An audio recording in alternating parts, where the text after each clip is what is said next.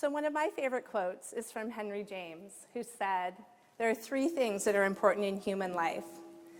The first is to be kind. The second is to be kind.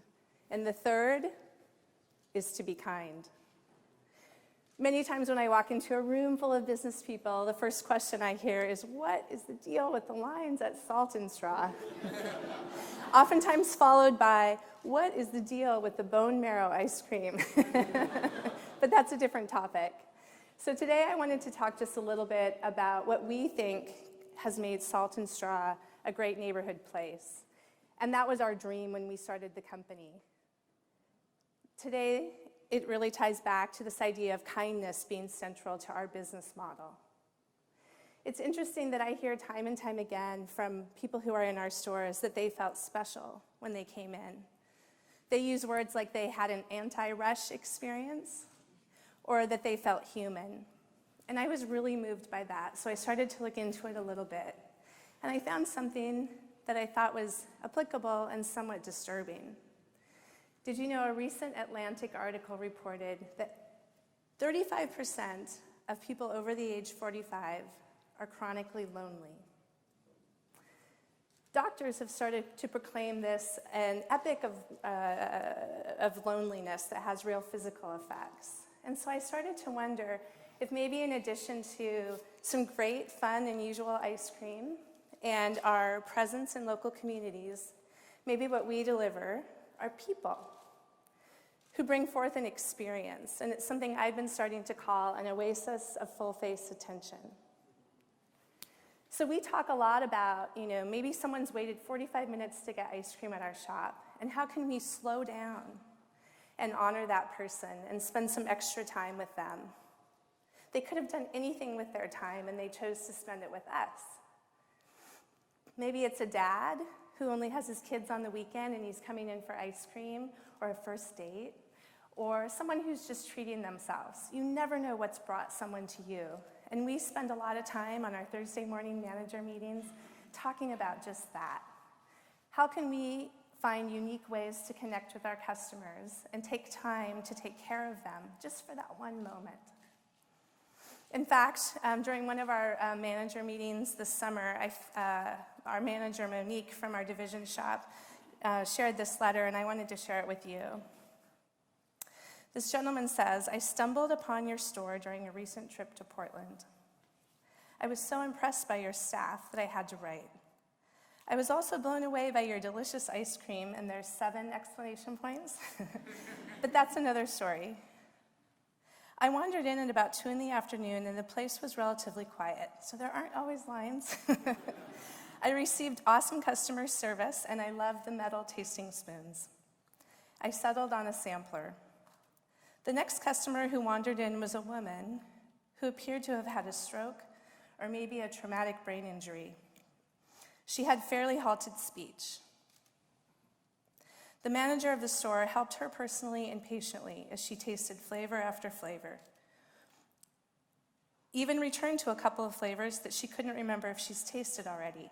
She had. She was kind and patient and didn't speak down to her or rush her. It was wonderful to watch as I enjoyed my ice cream." Okay, now for the ice cream.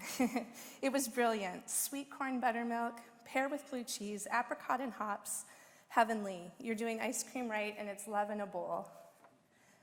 I thought, love in a bowl. Maybe these are the kind of things that make me think our business could be on track. And this is how we try to gauge our success.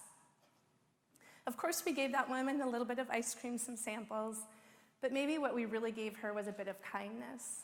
And in a world that's dealing with loneliness, I think that's important. And when people show up every day at our shops, I think it's because Monique and the people that I work with know why they're there. And it is to deliver that moment and just take a moment with someone, stop in your day and look them in the eye and spend some time with them and share stories of what's going on locally. We don't gauge our success by how long our lines are, but we really appreciate them. What we really get excited about and spend a lot of time talking about is what happens in those lines. We hear stories of marriage proposals, job offers, all kinds of crazy things. Our favorite experience happens every week when someone comes up and says, I'm going to buy the guy behind me ice cream because I just met him, he's here from out of town, he's having a hard day, you name it. But these people became friends while they were waiting in line and made that connection. There's one other story I just wanted to share with you quickly. This guy wrote a letter this summer. No matter how long the line is, the folks who work here come out from behind the counter, greet customers, and ask if you'd like to sample something before buying. And not just one thing, you can sample anything you'd like. I asked the guy who works there, how come they're so relaxed? And he said, ice cream is supposed to be fun. True enough, but let me tell you something else. Good behavior in a pleasant mood can be catching. I chose my flavor, goat cheese Marionberry habanero, stepped up to the counter to pay, and was told, you've already been paid for. I wandered over to this woman with her children and asked her if there was some mistake. No, she said, I had a gift certificate, there was enough for one more, and I understand you're here from out of town, so I bought yours. Wow, maybe it's this Portland vibe, but good moods seem to be catching. It sounds grandiose, but that's what we try to do at Salt and Straw, serve great ice cream and good moods that are catching. Tom Peters claims that as central to his business is a formula.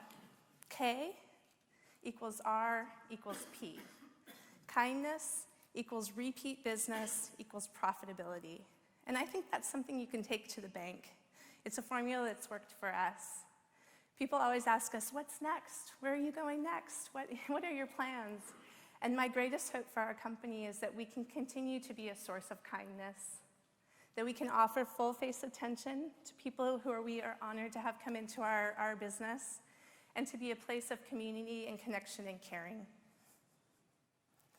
So, I'd like to introduce, thank you.